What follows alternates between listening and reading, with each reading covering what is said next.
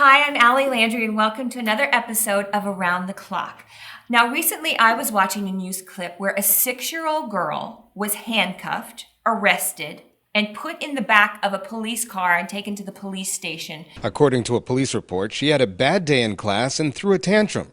Celicia was handcuffed and then brought to the police station like a common criminal. So, do you guys think that was appropriate to do this to a 6-year-old child? And what do you guys do to sort of calm a temper tantrum?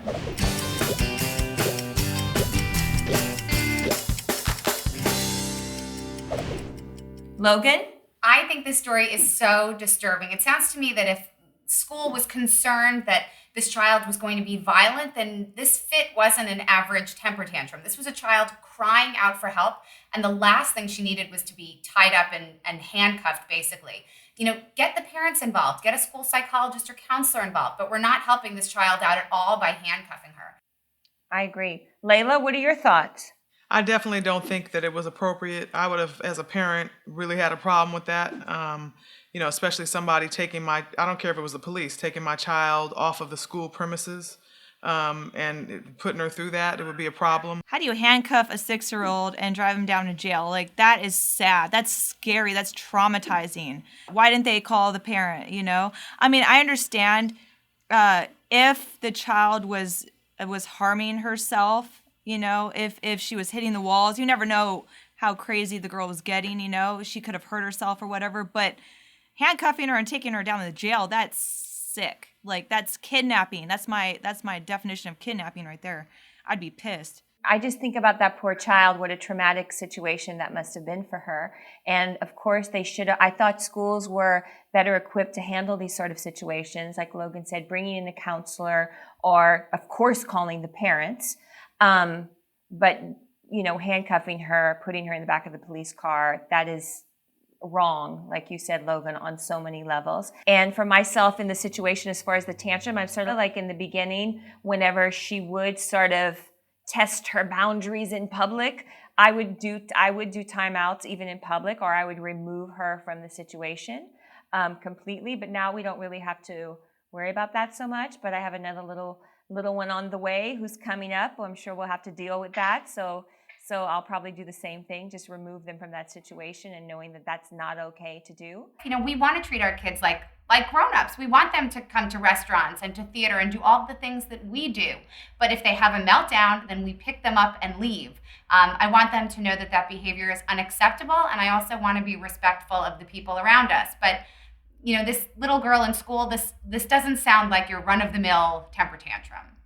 I've got it down to where all I have to do is give a look. Oh yeah, we do the look now too. My kids know that I'm serious. Give us the look, Laila. It's really about getting that eye focus, and it's like, forget what's going on around you. It's just me and you. And are you sure you want to go there with me right now? And I'm trying to instill that in them young. You know it's wrong, and of course, you take something or say, do you want to go home? They never want to go home. Whatever it is, a lot of times that always works, taking something from them. Did your dad give you a look growing up to discipline you guys? My dad was No? biggest pushover. No. And that's why I was spoiled. I got to do whatever I wanted, and it just makes life harder when you get away with everything, because as an adult, it just doesn't go down that way. So that's why I want to make sure that I get my kids disciplined early. Kendra, what about you? I've removed little Hank from any situation if he's going through a temper tantrum. I take him, somewhere where we can be one-on-one, and not around other people, other distractions. So that's pretty much all I can really do, and put him on a little timeout and just like you said, Laila, give him the eye and but talk and and be one-on-one. That's great. Logan, how do you deal with your older children as far as being defiant at this age? When he's defiant, he usually doesn't really act out. He'll give you the look, and then he'll see the face that we make back at him. It's not as tough as Laila's. I'm going to have to practice the face, but he's pretty good about just cutting it right then and there. My daughter's a little different. She's 3. Her defiance is a little bit louder.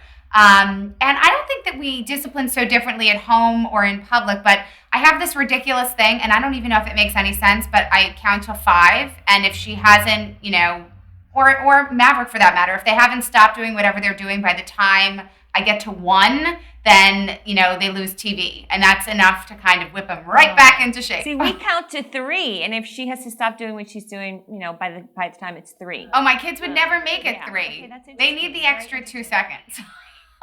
This is a really hot topic, and I'm so happy that we were able to discuss it today. So if any of you guys have any tips in dealing with your child's public temper tantrums, please let us know. We want to hear your comments, and we want to see them posted below. So thank you again for joining another episode of Around the Clock. Subscribe now. You'll never believe what our moms will be revealing on the next Around the Clock.